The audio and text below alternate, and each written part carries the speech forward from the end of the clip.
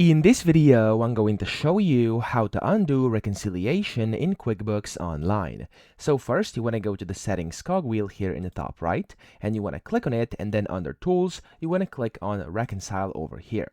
Now, when you do this, you want to go and of course click on history by account here in the top right, and then you want to find the reconciliation you want to undo. So I'm just going to go to my test account over here, and you'll notice how over here you can see like your history and then the date, stuff like that. Make sure you first find the correct one you actually want to undo, and then here under action it says view report. However, there's also like an arrow down button over here which you can click, and then here you can see it says print report. Now if for you it says just print report and it doesn't say undo as well, because it should, I'm going to tell you why in a second. But if you can see the undo button, whenever you click on the arrow down button, you can just click on the undo button, but be careful that you actually know what you're doing, because of course it's important that you do, because you are undoing everything essentially.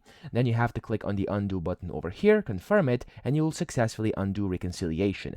Now if it's not showing, like in my case over here, there's just a print report button, it is because you are not added as an accountant in this specific QuickBooks, okay?